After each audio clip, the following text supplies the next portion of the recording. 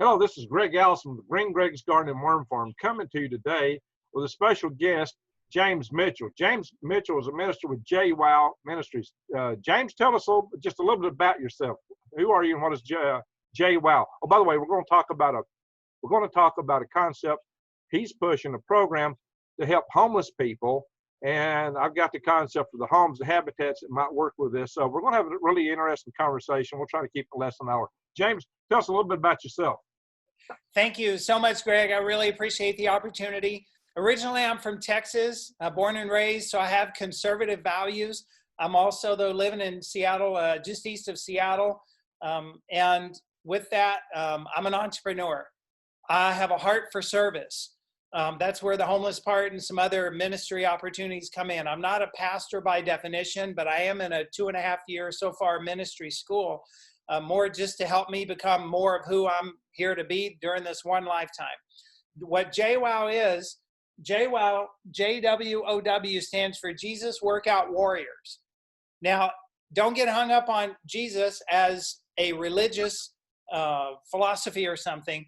Basically, Jesus came not for religion, create a new religion. He came to create relationship.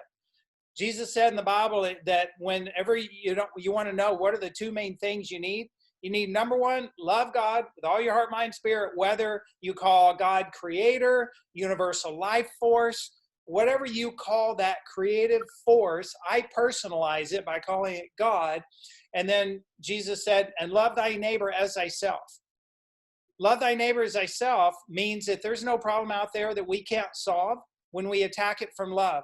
We can't also love thy neighbor the way that we're supposed to love our neighbors if we don't love ourselves the way we're supposed to love ourselves. So J-Woww is a franchise fitness corporation that will sell gyms all over the country that are bringing faith into fitness to teach one thing: love. Teach you how to love yourself so you can love others the way Jesus intended.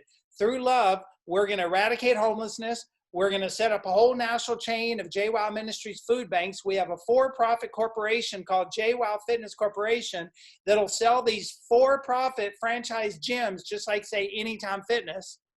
But then 10% of the gym members' monthly membership goes into the 501c3 nonprofit ministry to correct some of these social problems that even our cities don't want to get rid of, like homelessness.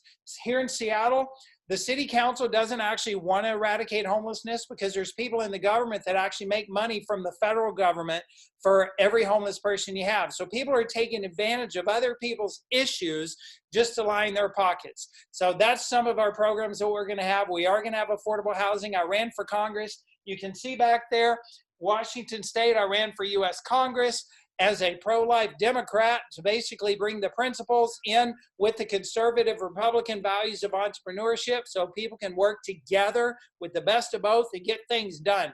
With the Congress, I was working on maternity homes for expectant pregnant women and moms who need a third option, not just abortion or become a parent.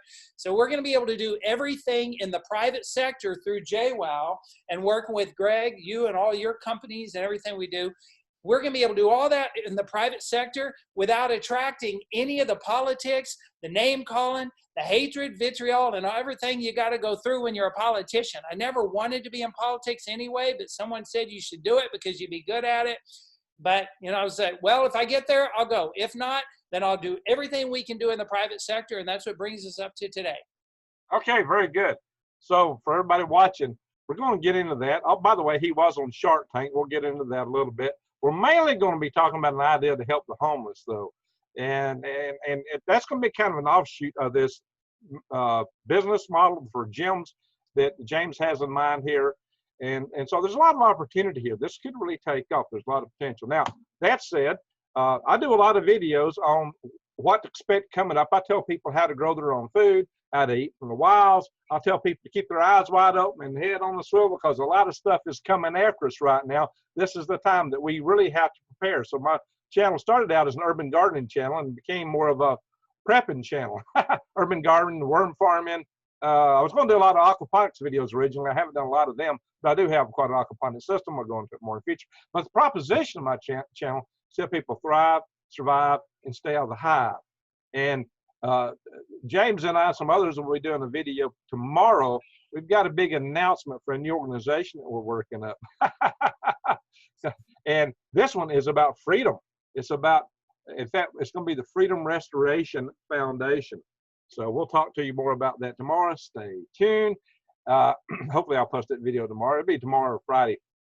We'll be posting this. I think we're going to have it early enough to come out on Thursday. Now, all that said, you can support first, subscribe to my channel. Bang the update notification bell and click all, so you can get all the notifications, and check every now and then to make sure you're still getting them, because, you know, the algorithms aren't always too friendly to people that want to tell you what's really going down and going around. Now, that said, you can support my channel directly by clicking the links below. Hey, with My Patriot Supply, you can get a special $100 off a 4-week supply of food that lasts 25 years. It has breakfast, lunch, and dinner.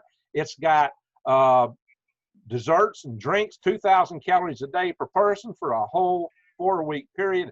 That's great. 25-year food supply, that stuff. 25 years from now, you know, go buy that stuff for that kind of price. It's going to be available for it. And you can also go into My Patriot Supply through the link and get all kind of prepping supplies to help you out. And another thing that James and I are going to be talking about is aquaponics, growing food, and having that as part of the industry that supports these homeless people.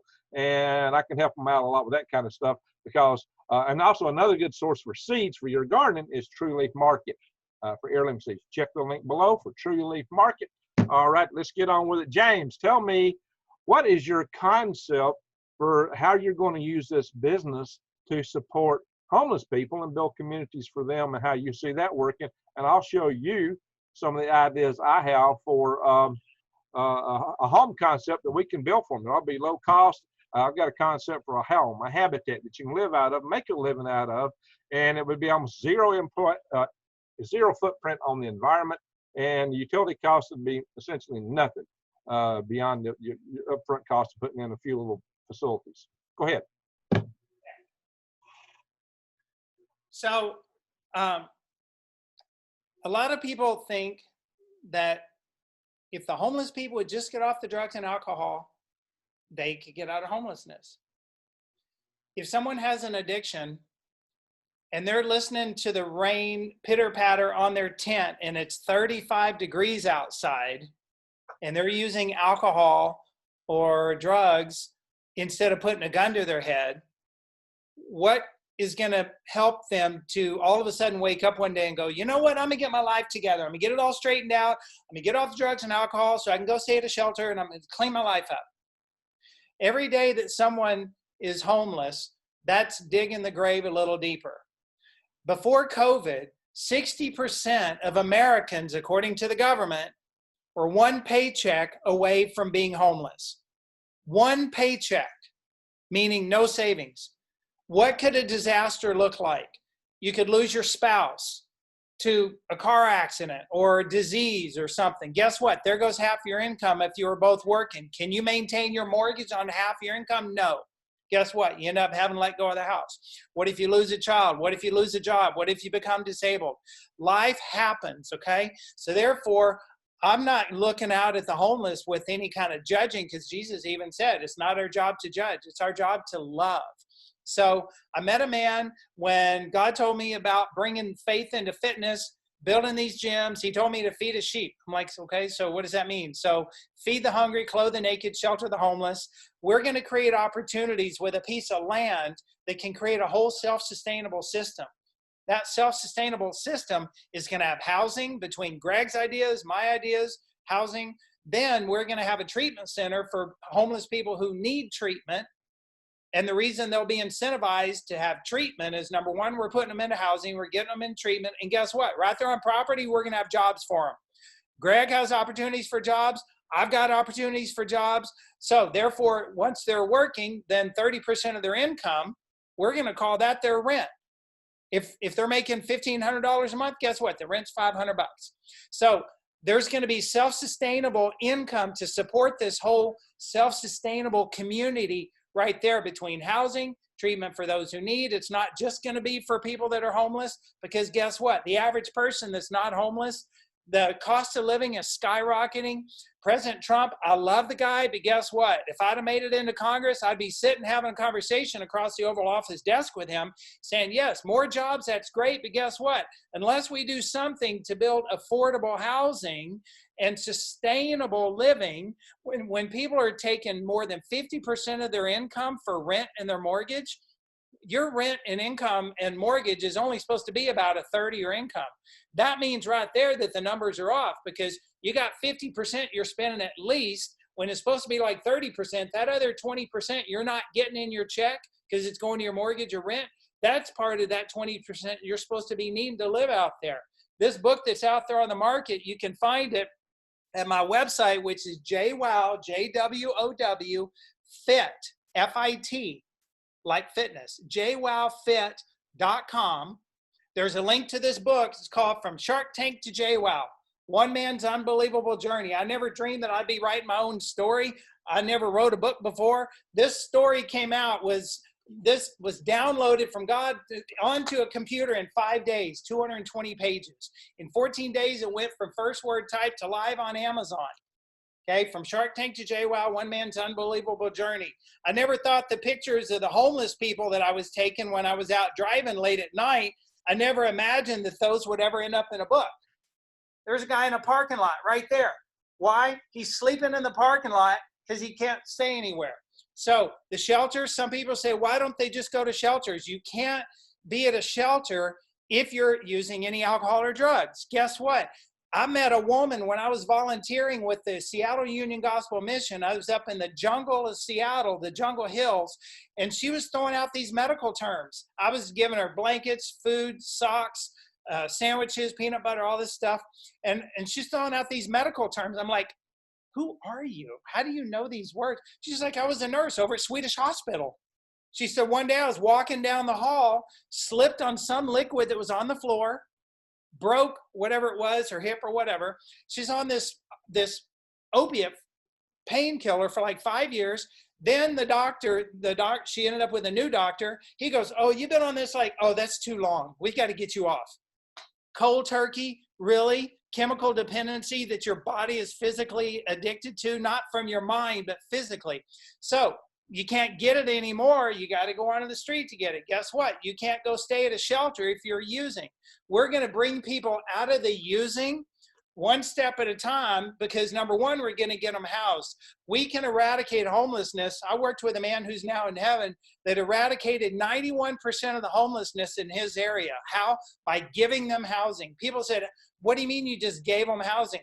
It costs the cities and the states more money to pay for every time emergency services has to go out there, every time they have to cart them off to the hospital, take them to the jail for overnight, business that's lost from people defecating at the entrance to Nordstrom's, and nobody's going to want to go into that Nordstrom's front door because it smells like pee or there's a pile of poop there.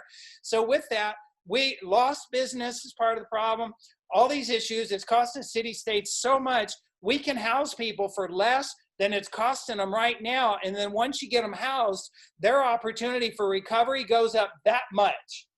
And then those who need treatment, we're going to help them with treatment, get them jobs, and therefore have whole self-sustaining. Can we save everybody? No. But if we save 7 out of 10, those other 3, we can support them with our programs anyway. Why? Because there's not a person out there. Mother Teresa kind of came up with the whole idea of hospice, that it's not right for people to be out dying on the street just because they're homeless. Even they deserve compassion.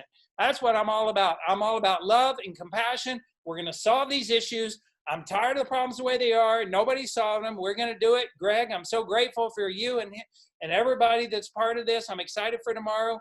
And there's my little narrative. And now any questions you have or anything else. Thank you. Okay, what I like to say is not all homeless people are on drugs either. There are homeless. Amen. They're homeless because they're having issues in their life.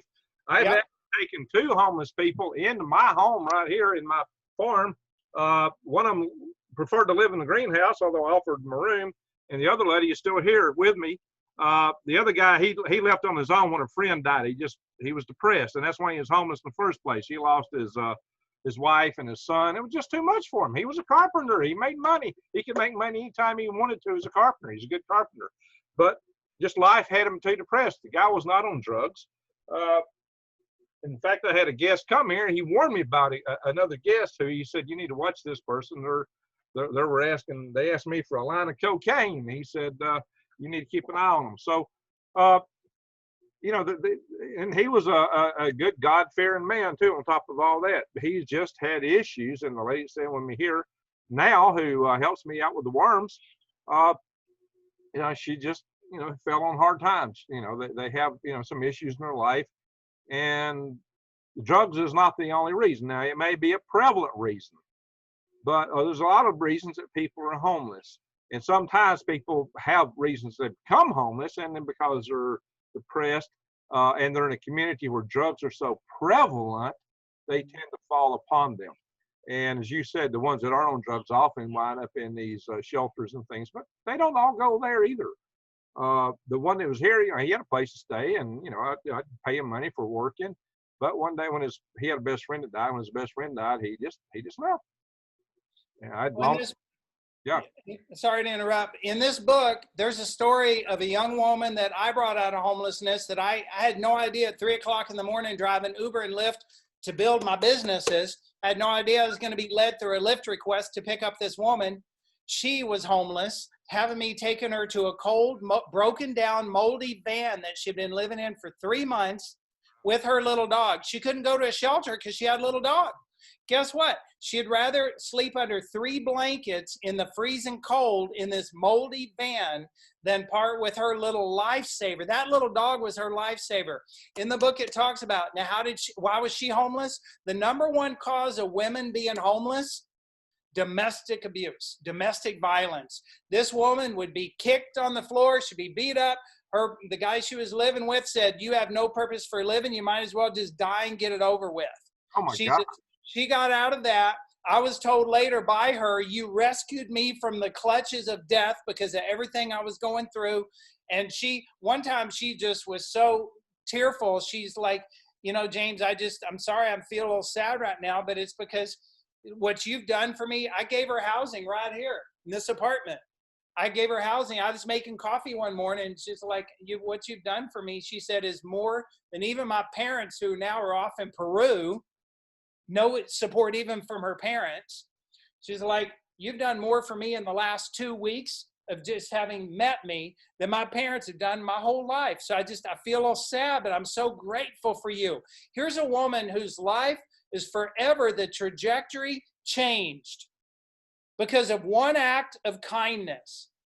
So that's what we have to do. We have to get back in touch with the heart and get back, but we can't do that when we don't know anything about love. You can't get it all in just the church, because the church is saying, "Hey, go out and love your neighbor, do this," and people, "Oh yeah, that sounds good." And then they go out and they go back doing the same old thing. I'm not against church, but we need a new church. It's going to be the church of J-Woww. Our J-Woww fitness centers on Sunday mornings are going to have people in there. You want to worship, there will be worship music while you're working out. You ever tried working out when you got the fire of God in you? I can bench press more. I can do more when I got that fire that I'm connected in with than when I'm just listening to some freaking hippity hop stuff. No judgment there, but that's just how it is. Well, you'll definitely have a different sort of gym there, and people knowing that what they do there is going to help support homeless people should help out. But one of the key things that homeless people need is hope. And absolutely. Hope is one of the biggest things that's missing in their lives, and just having somebody that's there for them, like the case where you were there for someone, means a lot to them. A lot of times it's a situation where they're having issues with family. There's no one there for them. They're alone in the world, and their hope disappears. People are social animals. And in the days today with social distancing, I think it just amplifies the problem. And we may see a huge rash of homelessness in the near future because a lot of people have been out of work thanks to the stuff going around, and it's not an eternity that they're going to be able to maintain this. What do you call it? Where you're not paying your rent, you don't have to pay it. Yeah, it's an eviction moratorium. But what's going to drive up the homelessness is when all these small businesses that are not considered essential business. Why can Home Depot be open and people stand in line, but you can't go up and work out at your gym? Why is that closed? So with the essential businesses that are non-essential going out of business and closing left and right, we're losing the jobs right there. And all these stores like Walmart and all these places that are automating all their stuff so they can operate with less employees more efficiently, more profitability. That's a problem with our technology changing, and then our essential businesses closing, small business. And yeah, we are on a kind of like what I call a ticking time bomb. We're going to come to the rescue. We're going to have land. We're going to have affordable housing where you pay 30% of your income as rent. We're going to have jobs, that we have products we can take to market.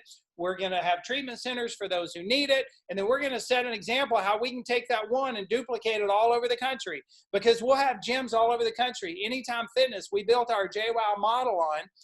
At that time, 3 years ago, they had like 3 million members. With 3 million members, $5 a month out of your monthly membership, that's $15 million a month. Sorry, hold on 1 second. Let me, shoot. Thought that was message, sorry. Okay, so Greg, can you still see me? Yes, I can still see you. Okay, so but when you have a situation where you have 3 million members, $5 a month, that's $15 million a month just for our ministry services we're going to have for everybody. You think we can't eradicate some homelessness and create some affordable housing? Right now, if we had twice as many members as Anytime Fitness, because of the social aspect of what we're doing for people, then that give us 30 million a month. So why would you go to, once you set this model up and people see the good work you're doing, they'll be donating money to it directly. Because we have a 501c3 nonprofit that, in addition to the gym memberships, then yeah, you have that. And the other thing is, you have people, I don't care if someone says, well, but you can't work out at your gym if you're not a Christian, right? Absolutely not. That's not the way it is. Jesus wouldn't turn anybody away. Even an atheist has a heart for the problems out there with people. Oh, yeah. Someone can be an atheist and will have a membership to our gym instead of Goals or some other gym, because they'll know that part of that membership is solving problems out there that nobody's out there solving. Amen to that. So, and then the other little thing about the gym, just real quick, it's not all just nonprofit. A lot of people that have a heart for service, they know that if they go to work for a nonprofit, they ain't going to make no money, no real money. This was set up, the way God had me set this up, we have a for-profit franchise you can buy for a for-profit gym. That means the more members that you sign up and you get into these gyms, the more dollars you make in your for-profit business. It just so happens that 10% of that, the tithe as I call it, goes into the nonprofit. So every member you bring in raises your own boat profitability-wise and success-wise, and it raises the boat of what we're doing out there. I can't imagine a business model being more profound and more perfect out there in the marketplace than this. Not because I created it. I don't take any credit. I just did everything God told me to do every step of the way. It took 3 years to do it. But I knew I had to trust him for each piece. I'd never started a nonprofit. We have an apparel line with shoes, t-shirts, sweatshirts, caps, all this stuff. We're going to be doing private labeling nutrition. We have a solution for the coronavirus as well as every other virus out there. It's not new. It's almost 100 years old. We're going to have treatments right there in our gyms. No other gym can actually have you come in with influenza or a cold or hepatitis C or HIV and come in and get a half-hour treatment for that virus and go out with no more virus issues. Now, I'm not saying because of the AMA that we cure viruses. I'm saying we can treat. I'm not making any guarantees of what we're going to do for you. I'll let your own health be the result of it. But we're going to be doing so much. It's going to be astounding. We're going to have investors and people who want to buy into the franchise corporation so that they actually get a piece of the pie from the corporation. So that's why I want this corporation and the nonprofits, everything to be a model for what other big companies out there can do if they just follow what we're doing. Okay, so yeah, let's be careful what words we talk on YouTube. Absolutely. So, talking about naming certain bugs is kind of verboten. Okay, I get it. All that said, so yeah, that'll probably hit this video. Yeah, anyway, all that said, yeah, we don't have a free speech world these days, so, but we'll know how to work around. All that said now, let me show you something here. I'm going to do a share screen. Give me a second here. It's coming up slow for some reason. Bam. And I'm going to go into this and enlarge it. This is a PowerPoint presentation about a habitat concept I have called the universal habitat. And I show the dirt below with worms in it because I am a worm farmer, and the stars above. Because this thing kind of bridges that gap. It's a home you can live out of and make a living out of and live anywhere in. Was tailoring it in some ways. There's my Martian version of it, by the way, and my avatar in Mars. And this is my Earth version. one view of it. Now this is kind of a cross section of a hexagon type layout. I can show you from the top down in a moment. I'm going the wrong direction. Yeah, it's kind of looking from the corner across one side here. Hang on, let me come back to that. If you were, say, right here looking in this way, that's what you're seeing right here. So this home is based on a couple of things. It's based on the idea that you want a lot of thermal mass.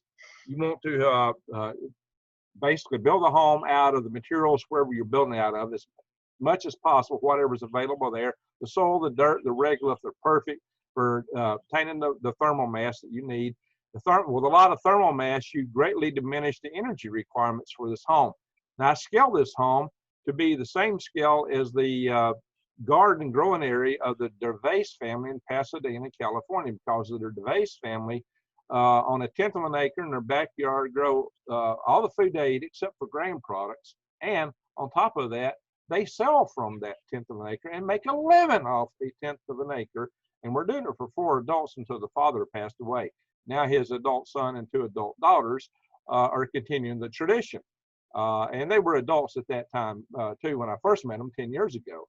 And I was out there again last December, and I did a couple of videos on my channel about that family because they've inspired me. These are highly well-adjusted people. Because they're able to live comfortably within the means of what they have, and they don't have, they're not expecting to have mansions and all that stuff. They're just living good and comfortable. And they're happy because they're out of the rat race. They're not having to fight to go to work, to go home, to worry about somebody firing them. They're their own bosses. They live their own world. They have their own community. People come to their home. They have friends over. They do music there. It's a beautiful, wonderful life they have. When you go there, it's almost like a religious revival. I mean, you feel refreshed, renewed. And I mean, it just kind of lifts you up from inside to know that people are doing what they're doing and able to live so well at it.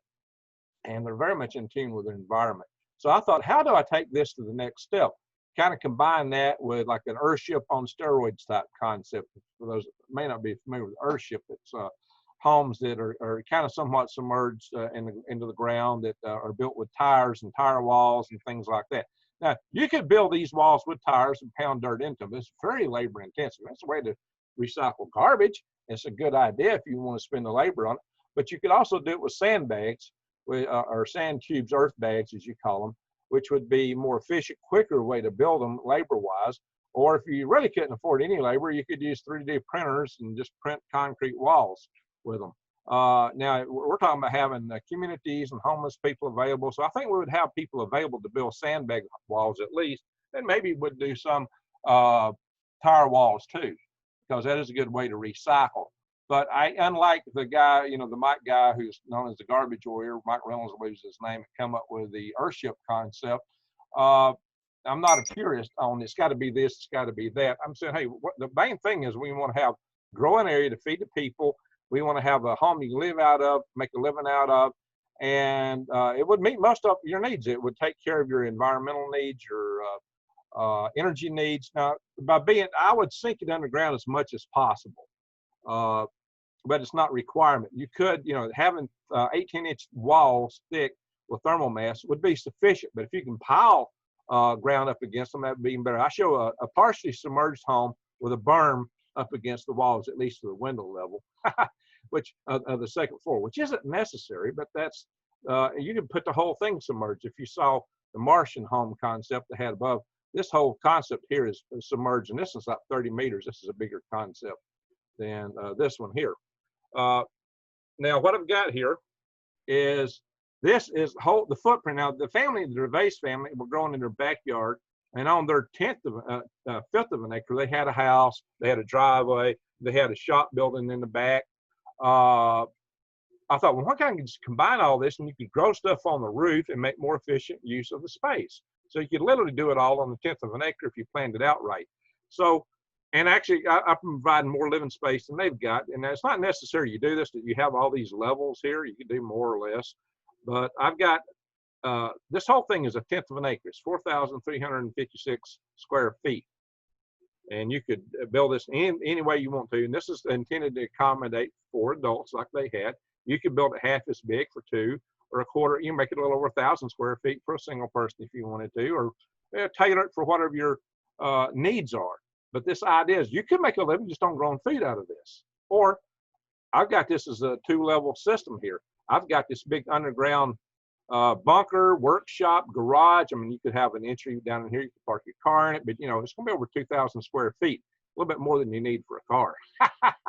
You could put lathes. You could put 3D printers, which I really like the 3D printer concept. You could put looms in here, spinners. You could have, you could grow microgreens with artificial light, and you could have a worm farm, a mushroom farm. You could do all kind of enterprises in this workshop area. You could put a bar in there if that's what you wanted, or a gym. All kind of rooms. So you got 2,000, anything you can do in 2,000 square feet, which is, you know, more than most people have in their home, by the way. And I got a living area above there that's also the same square footage, about, you know, a little better than 2,000 square foot. Basically, it's half of a 10th of an acre, a 20th of an acre, if you will. Now, on top of this, I've got a growing area right on top of the roof. And I'm showing plants up here, just very notional idea of plants. And I kind of got the idea, you know, over part of this house, it might be nice just to have skylights and in the walkways between your garden beds. And the skylights could have like these metal grates on them. I've seen bridges up north in Alaska and Canada that have these metal grates on them because they didn't want ice to form on the bridges that were real remote. They didn't have the equipment to maintain them. So everything would just fall through the bridge, and you could drive a vehicle on them. Well, I've also seen walkways like that. You could walk them. So why not just put a metal grate walkway here and have glass underneath it, so light could actually shine down through the top, your roof, and give you light in your living room. And if you put a glass wall here, even when the sun's low in the sky, it could also help illuminate your growing area down here.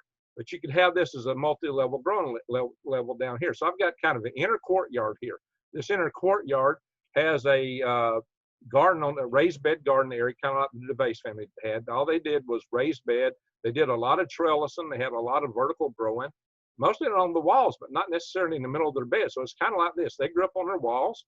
They have garden beds, lots of garden beds. But what I said here is maybe on this side, if the building side's on the south side, this would be the shadow area. You could put rabbits. You could put some mushrooms. I got a mushroom log up here. I've got a little fish tank here with a little fish in it for an aquaponic system. This is a pipe, a pump. It's coming up. I've got a tube up here. Now, if you could put like PVC tubes going across, you know, you don't need all the full sunlight down here. Quite often greenhouses have shading on them and shade cloth and other things because it can get real hot. It won't get so hot on this one because you're underground.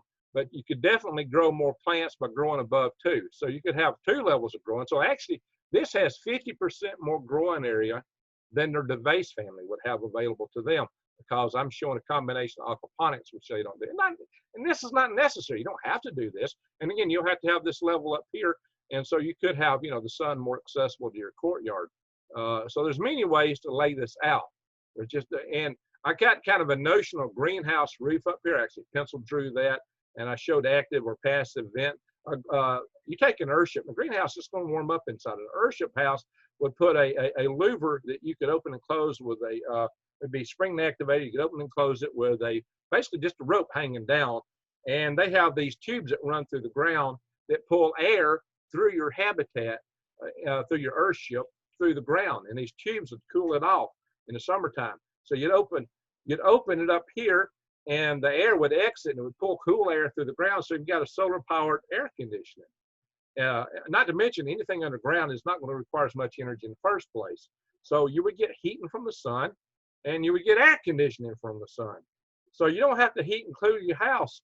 Even up in Canada, there are some earthship houses, and they use very, very, very, very little firewood or whatever other supplemental heating that they might have. In Taos, where they have a whole lot of these in high desert, they actually collect rainwater off just the back part of the roof, and they set it through a 4-step use cycle, you could actually recycle entirely. Besides, you're collecting off the entire 1/10 of an acre. You'd have far more rainwater collection they have available. When they're in the desert, we're going to get 10 inches a year. So if they can live off their water there on the part of that, this definitely would give you a lot more water than you're going to need just about anywhere on Earth. Unless, you might be in what's that desert in Chile, Atacama, or whatever it is, whatever you call it. But you can recycle water. Look, I'm a space guy. I do space station stuff.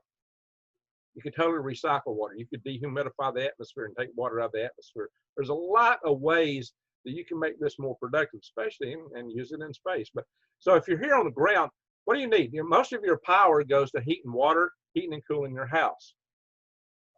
We've already knocked out the heating and cooling cycle with the use of sun, the use of the earth, thermal mass, and greenhouse for heating. These things in combination, you can cover most of your heating and cooling needs. The other stuff that you use is hot water. Well, over here where you got your kitchen and your bathrooms and everything in the living area, put a solar water heater outside right there. It's the best place for it. And you can also put another little greenhouse outside the house if you wanted to, sticking out here. There's lots of things you can do to tailor this concept. But that's a solar panel there. You could heat your water up and eliminate that from your energy needs. Now your electrical power needs are going to be very small. You could put solar photovoltaic panels inside the home. On this wall, it's harder to reach. If you need to service it, you can come in with a ladder or some way to get to it. But basically, they're out of the way. It's not where you want to be growing food. And you can meet you can probably meet all your power needs right here inside the house itself. Because what are you doing? You might be running a refrigerator. You might be running a stove and some lights and computers. There's not a lot of power required for that stuff. And by the way, you might recycle some of your bio waste for running your stove. Maybe supplemental heating for your water. You could even use some of that for, there are refrigerators that run on gas. I had a gas powered refrigerator in the van I pulled, or a camper I pulled out of Alaska down to Alabama way back when. So there are a lot of other ways we could look at technology. And this home could have, you build it out of the dirt where you're at, basically. You dig down and that dirt goes into your walls. So what you need structurally is you need some kind of structural members. They could be fiberglass, which could be made from the soil or regular, wherever you're at. Or you might have steel or metal. You might use wood, just whatever your local building materials, whatever works best for you. But the walls themselves could be contained in waste products like tires or in sandbags, or you might use some binder and you could print this up 3D with concrete if you so chose. So I'm not a sticker on how you build the walls, what they're made out of. I would say use as much thermal mass as possible, make them at least 18 inches thick. Most of my drawings, I'm actually depicting them more like 2 foot thick, especially if you want to be radiation proof. And the cool thing about this also is, especially down here in this area, you're going to be protected from radiation. These homes are going to be windproof. They're going to be just resilient to all kinds of catastrophes, except for flooding. So you want to build these things above a floodplain and have them drained out, and that's going to govern how deep in the ground you'd want to go, if you go into the ground at all. As I said, it's not necessary to go in the ground. You can just build up with sandbags or tires, and if you wanted to, you could cover a berm up part way up the side as far as you want to go. And you don't even have to have 2 levels. You could do all of this in 1 level and still have better living accommodations than the DeBase family had. I'm just taking this and putting it on steroids and say, hey, you can have any kind of workshop you want there. And by the way, I'm working from home. With today's technology, more and more people, office work can be done from home. You can do all this in a virtual office, and that's working out pretty good. We can have a world where you have a lot of distributed manufacturing. We don't have to have everything built in big factories. So you could have 3D printers in a lot of home shops. It could be a lot more home enterprises. Right now, what's happening is they're shutting down all kind of small businesses and creating all these big businesses. And what they're doing is they're disenfranchising people. They're taking away your independence. They're taking away your sovereignty. They want everybody to be subservient to the government or to the man, the big corporations. We can break that cycle. That's unnecessary. And in fact, the cool thing, if everybody's living out of homes like this and you have less manufacturing going on, you'll still be manufacturing. You're still going to have somebody making the computers, the fiber optics, but you're not going to have, you don't need power cables. You're not going to need water pipelines. You'll be mostly living out of your home, working out of your home. You're not going to need to be driving as much. You're not going to need as much highways, infrastructure, bridges. The needs for that stuff is on a per capita basis would drop dramatically. In fact, office space would be in excess A lot of your office space could be converted to a living space to accommodate homeless people, or to build in like this. Maybe, and you could take an existing home and sandbag up the sides of it and make it more resilient this way. Maybe you'd even take off the roof and grow on top of the house that you have. You could do a lot of stuff, or take part of your yard and put it in a courtyard. You could take existing homes and rebuild and retailor them into structures like this. So there is so much, and this can be done. I mean, look, a sandbag wall does not require foundations like a lot of other walls. You might put some gravel down there or something like this, but you don't have to put the kind of foundations you typically do for other homes. So it makes it easier, and anybody can fill sandbags. Now you have to have some skills to build the framing for the windows, the framing for your roof, and I've got heavy dirt piled on the roof to give you extra thermal mass here. So that's what I'm depicting here. That's the concept. This is a version of it in space where I got water overhead to provide radiation shielding. And I kind of colored it red with the idea that this might be Mars. And because I had concrete here, yeah, I show foundations in here. Footings, if you will. Again, this is looking at the side view of a hexagon. You got over 2,000 square foot of living area here, big living room. You got a kitchen, dining room, a master bathroom, a bedroom, bathroom, a couple of kids' rooms, a bathroom there. So easily for a family of 4 could live in great comfort there, or a family of 6, or whatever you want to put in there. That's kind of a different way you might allocate the internal space. They don't have to be a hexagon. There it is as a square. You can do it as a circle. The Mars home was, if you want to build in space, you'd want to make them cylindrical or circular, maybe for the most part, although hexagon's pretty good. And you can type pack these hexagons in together like a beehive.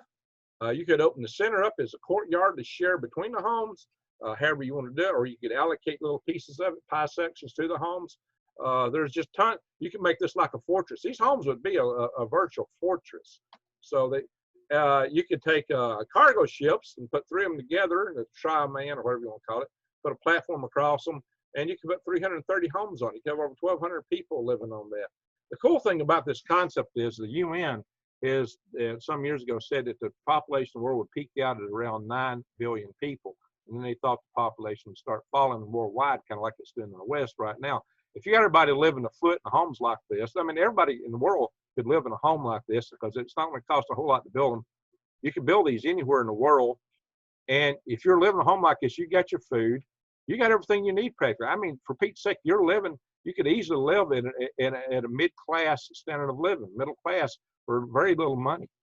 I mean, you could have most everything you need for next to nothing, except for the labor it takes to build it and the land you're building it on. And some, you're going to put some stuff in it, but it's not going to be like a traditional house. And the utilities are going to be zilch. So maybe your cable bill. That may be your main utility, your cable bill, your internet. So, and that's not required either, of course. If the grid goes down, you don't even worry about it. You're not tied into the grid. And if the nuke plants burn off, you're living in a radiation-proof home that grows your food. So this is like a little space capsule on Earth. Or then you can put them in space. You can put the water overhead. You can do it on Earth too if you're really worried about radiation from overhead. And you might hang them down as jars from various levels. I can go more into that. I won't talk about the space side of it here. But the cool thing about this is that with 9 billion people, how much land do you think it take to accommodate them all, James? Well, sir, that's a lot of land if it's just single family homes or tiny homes and all the things the way they are right now. But if you can create like those beehives, or if we could create multi-layer, multi-level with your housing or additional housing that I've got, then, or a combination of both. You know, these days, cities are selling, well, before COVID, they are selling air. They're tearing down 1- and 2-story buildings. They're building them 5 and 30 and 50 stories high, and they're selling air in the sky for you to work out of or live in. So we need to be smart with the space that we have. All right, so here, everybody tells us we're overcrowded. Everybody says there's too many people. The world's too overcrowded. We can't solve these problems because we don't have the room. We're taxing the environment. You wouldn't be taxing the environment. You'd be zero footprint ecologically, energy-wise, carbon-wise, however you want to count it, your footprint goes to zilch in this kind of home. And you could put an entire world's population, the peak projected population, into an area the size of Texas and New Mexico, or half of Alaska. Now, I would not advocate putting everybody in one spot. That just wouldn't work, wouldn't be smart from the standpoint of resiliency, but the whole redundancy, but the whole aspect, the whole thing about this is we're not overcrowded. I would distribute that around like people live today. But and you know, we're still going to want, you know, some of the things that the bigger farms supply. So, you know, also there will still be some farms, there'll still be some factories, there'll still be some roads and cars, but you would take away the requirements for lots of these things. And also lots of government service, a lot of the stuff the government gives you, you're not going to need it or want it. And in fact, you won't even need the kind of welfare systems they have if you have communities that work together, like you're talking about, where we can provide for the people through business models. We could set this up where even medical could be covered without any needs of government and big corporations. We could take care of our people easily, and they could live a higher quality of life. Oh, that's where I was doing the math with angles. They can live a higher quality of life than most people, the vast majority of people are living today. This is a hole I got around where I'm thinking to build a prototype of this. And I started this with the idea of building a home based on Mike Ayler's underground house concept.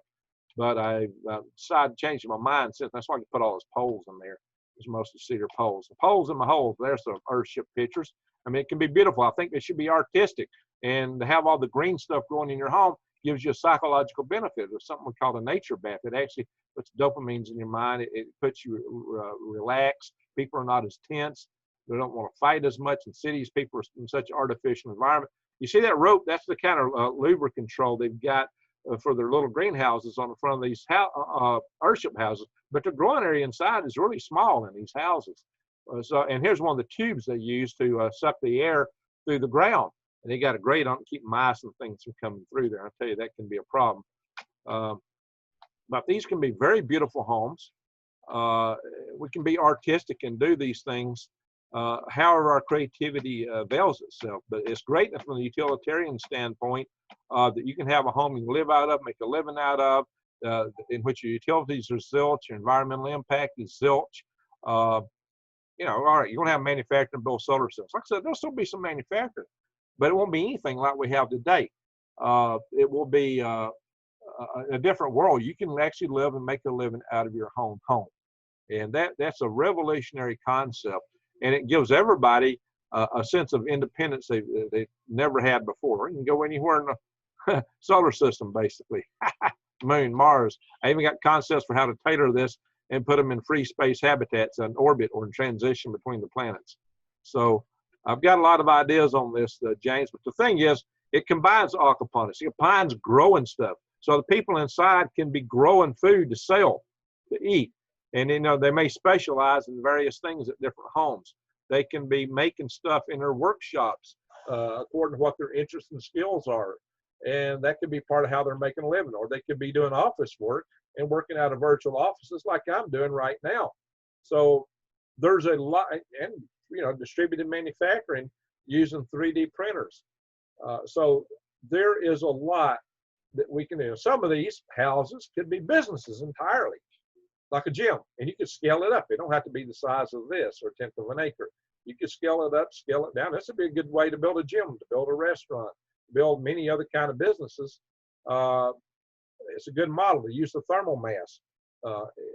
It would create such a benefit for the people, the environment, for the bottom line of a business, because your utilities go down. Utility cost of the business is very high. So you could get rid of a lot of that. So this would be a good way to build a gym. And, you know, you got stuff growing in the gym, people could have the psychological benefit of seeing the plants, the greenery, and it'll make them feel better. And it'll also make them more productive. And maybe they'll feel more connected with the greater creator. So I'm going to stop sharing on this. That is, in a nutshell, my proposal to you for how we could build the houses in your communities. And maybe one of the things we could do together is through some type of nonprofit vehicle, create a GoFundMe situation where people could pay to get this prototype built, a prototype of this, and maybe even some of your gyms, we could, future gyms could be built this way. I know you're trying to buy one that's already existing to get your business started. It's a great idea. So that's, in a nutshell, is what I bring to it. You bring this great vision for helping the homeless, and I think we could do a lot together, James. You and I could be a part of trying to make this a far better world for everyone. We can help. Everybody can live in these kind of homes. There's no sense, there's no reason to have homelessness. There is no reason to have poor people. We can empower people all over the planet. I don't care what country you're in, where you live. Okay, now, so if you're in, an equatorial tropical area, you might not want a greenhouse, glaze and roof, but you might put a shade cover up, just kind of keep some sun out. And that's what they do. They'll use a roof, and instead of putting greenhouse on, I've seen them in the tropics, they'll pull shade cloth over it. So there's a lot of stuff we can do. There's a lot of ways we can help people. We can help people worldwide. And these could be built even with the cultural flares of the people in the areas where they're at. They can be made to look very similar to the homes there. So they just got thick walls. And in some countries, like in Africa, they build walls out of mud huts anyway.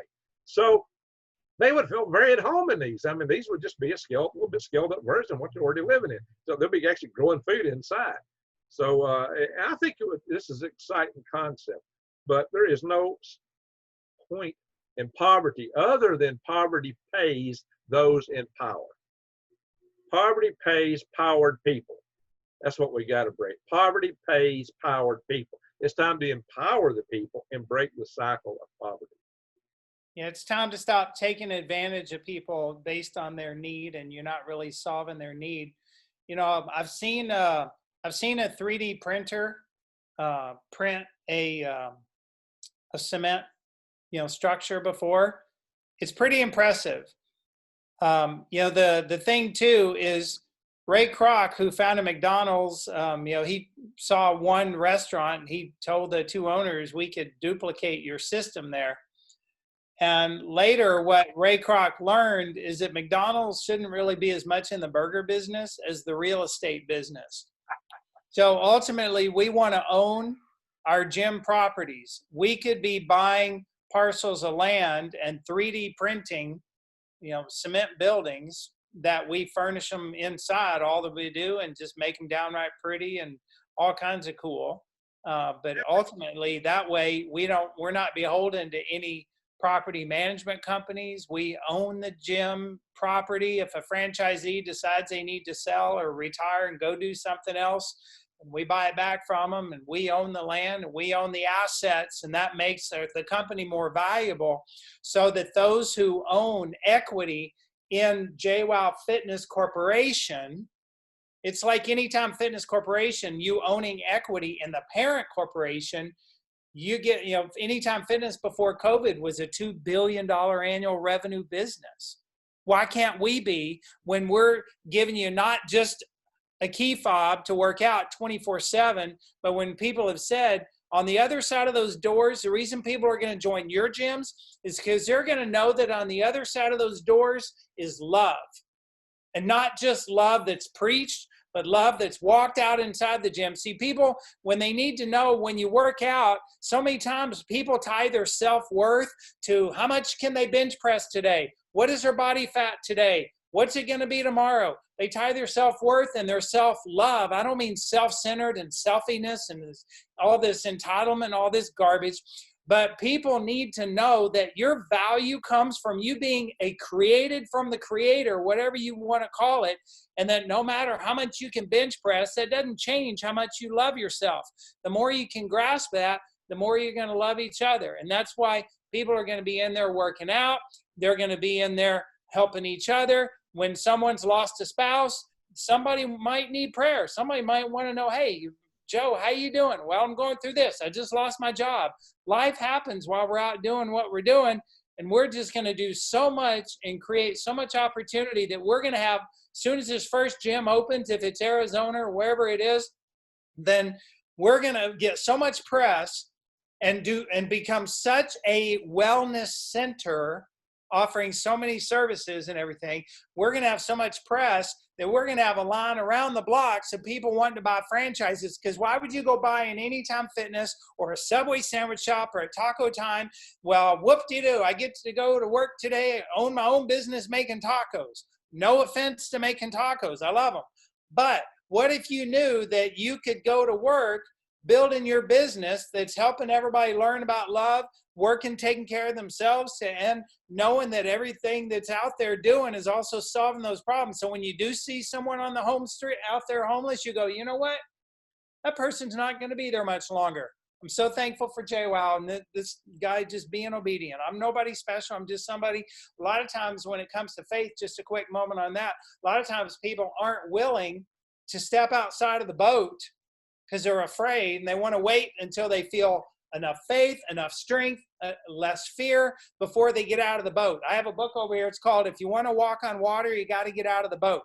The way you develop your faith, the way you develop your strength, the way you develop your abilities is you get out of the boat and you start going out and trusting that God's going to lead you to everything you need once you prove that you're willing to get out of the boat. Yeah, you're going to be terrified. I never knew how to do this, but it didn't stop me. I did run from it for a year, and that's in my book that you can find the link on jwowfit.com to Amazon's got it, Shark Tank, One Man's Unbelievable Journey. You can find that on the website. But, you know, there's so much principles in there. It's not about how special I am. It's about the fact that I was willing to draw in and draw closer, because a lot of times when you're going through hard times, a lot of people get mad at God. They blame him. They go, oh, why are you doing this? If we will lean in and go, what's he trying to teach me? What am I needing to learn? How can I grow from this? Then you'll start walking with that mindset. Forget the fact that life is hard. Life is hard. The Road Less Traveled, the book by M. Scott Peck, the first 3 words in that book, life is hard. When we can stop resisting and trying to think, if life would just be easy, it's not easy. It's hard. Accept it. Quit putting so much resistance into it being hard and just go, okay, it's hard. Now, what do I need to do? And so that's why we have such a model. I'm so grateful for you, Greg, and everybody that we're working with. And this first gym, we get it open, and we're going to be selling gyms like hotcakes, franchises all over the country. And we're just going to be just doing everything we're doing. And I'm just so grateful for it, one step at a time. You know what? In some ways, life should be hard because it builds character, and that's what we're here for, is to develop our character, develop ourselves, and grow spiritually. If it were all too easy, we'd just be a bunch of weeds growing up and soaking up light and doing nothing. So we all need a challenge. We all need to be able to rise above. Some people, they get so caught up in the challenge they can't see through it. And sometimes they need a helping hand. They need to know they have love and assistance. What we're really talking about building here is communities. It's not just homes. They're not just houses. Right. We're talking communities, people. We're working. And I have another effort where I'm trying to pull people together into survival communities. And people are emailing me at How5Space. I'll put the link below, How5Space at AOL.com. They're putting tribe in the subject line if they want to help or be a part of these communities. And you and I are about to make an announcement the next day or so about a whole nother effort to, outside of what we're talking now, to promote and preserve our freedoms. So people interested in that can put freedom in the subject line. And so just stay tuned. We've got a lot of stuff coming at people here, but James and I, we've got some good ideas, and there's a lot of potential for collaboration. So I'm excited about this, but what we're talking about here fundamentally is how to help homeless people, how to help people in poverty, how to help impoverished countries, and how not to empower people who are making money off of other people's misery. I mean, essentially, that's what a lot of your agencies do. If homelessness was solved, they would be out of business. Let's put them out of business now. Yeah, that's right. We're going to do so much out there. You know, when you mention a hand up, that was my motto running for Congress. I'm not about a handout. That's like socialism. Hand out, just give you it all for free. Guess what I learned in school way back when? There ain't no free lunch. Somebody's going to be paying for it. I'm not about a handout. I'm about a hand up. Anybody who's homeless, who has been homeless, that's recovered from it, they'll tell you they didn't wake up one day and go, oh, I'm going to go be homeless, get on drugs and alcohol. It's going to be fun. No, what happens is every person you know tomorrow could end up in a crisis. 15 months ago, I was sitting at a red light. Next thing you know, my world exploded and I got rear-ended in a car accident. It's in the book. It destroyed my $8,000 a month income like that. Okay? Life happens. Life is hard. We are forged in the fire. When you talk about life, yeah, it's not supposed to be easy. You go to the gym, your muscles aren't going to grow if you're sitting there only doing what you can do. That's no problem. Bingo. We grow through our stress. And that's why we are forged in the fire. We grow stronger through our stresses. But you can't be afraid of the growth. You just got to go, you know what? If you don't feel like working out today, it's called commitment. I love Planet Fitness, how I saw a billboard one day and it said, no commitment, $10 a month, no commitment. I'm like, wow, we're going to beat them running circles around the block because they're out there saying, guess what? You don't have to be committed. How are you going to work out and grow your muscles and grow your life and get up tomorrow and suck it up, buttercup? Just go get it done because you know you got to. It's the only way you grow. But how are you going to do that if you go, well, I don't feel like doing it today.